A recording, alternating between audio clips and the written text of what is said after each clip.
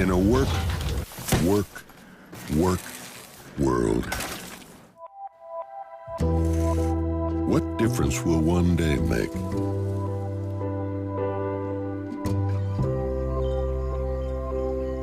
The Earth won't alter its course.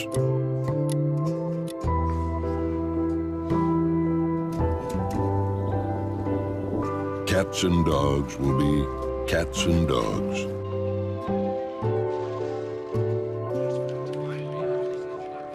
Rain will still fall from the sky. So take time for Sunday. Let's talk about a peaceful topic for once. Pope Francis, he's coming to Washington. While he's there, he'll pay a visit to 1600 Pennsylvania Avenue. Pope Francis will visit the White House, and now President Obama and the First Lady Michelle will have to set a date. The first family will welcome His Holiness on a Wednesday, September 23rd. During the visit, the President and the Pope are expected to talk about a wide range of issues, including caring for the poor, protecting religious minorities, as well as immigration. Oh, it's going to be a historic visit there. Pope Francis is scheduled to meet with President Barack Obama on Wednesday, September 23rd in the White House. It's part of the Pope's first visit to the U.S., where he will lead the World Meeting of Families in Philadelphia. He also plans to visit the UN headquarters in New York City and address Congress in Washington, D.C. Through a statement, the White House stated that both leaders will continue to address their, quote, shared values, including caring for the marginalized and poor, advancing economic opportunity, protecting religious minorities, and religious freedom around the world. This will not be the first time the Pope meets with President Obama. They first met back in March 2014 in the Vatican's Apostolic Palace. The Vatican says the details and other possible stops for this trip are still being hammered out. There is always the element of what I call the Franciscan surprise, and I think we have to be open to that. Many things are at play. Another possible step for the Pope may be the UN General Assembly, just up I-95 in New York. There, Archbishop Cardinal Timothy Dolan has been publicly angling for a Big Apple papal visit. It just so happens the trip will coincide with the annual meeting of world leaders. Let us go straight to the source, the Bible, and learn the clear and distinct definition of what exactly is the mark of the beast. A beast in Bible prophecy is a kingdom, as explained in the following verse. Thus he said, the fourth beast shall be the fourth kingdom upon earth. Daniel 7:23. Now the mark, which belongs to the papacy, is the professed holy day of mainstream Christianity. Sunday is our mark of authority.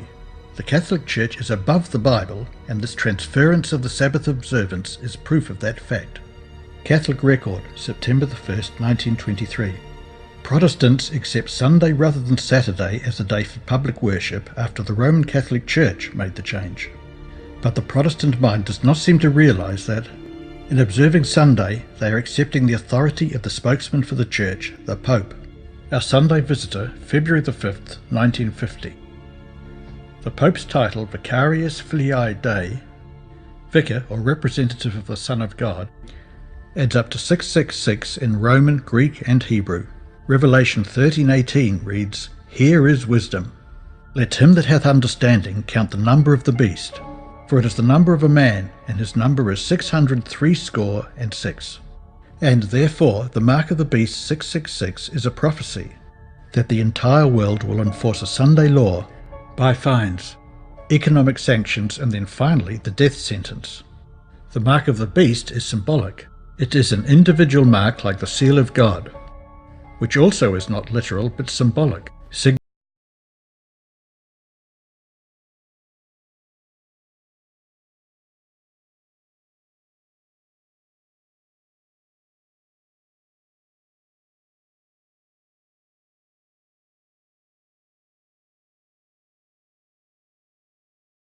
Roman sun worship day that was founded in 321 AD. Revelation 13, 15, 16 and 17. And he had power to give life unto the image of the beast, that the image of the beast should both speak, and cause as many as would not worship the image of the beast to be killed. And he causeth all, both small and great, rich and poor, free and bond, to receive a mark in their right hand or in their foreheads, and that no man might buy or sell, save he that had the mark, or the name of the beast, or the number of his name. The Lord specifically instructs which day we are to keep.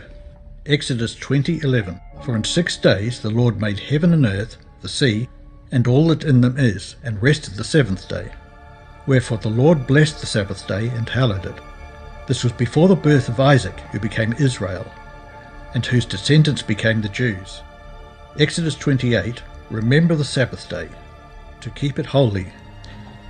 In the issue of the contest, all Christendom will be divided into 2 great classes: those who keep the commandments of God in the faith of Jesus, and those who worship the beast and his image and receive his mark.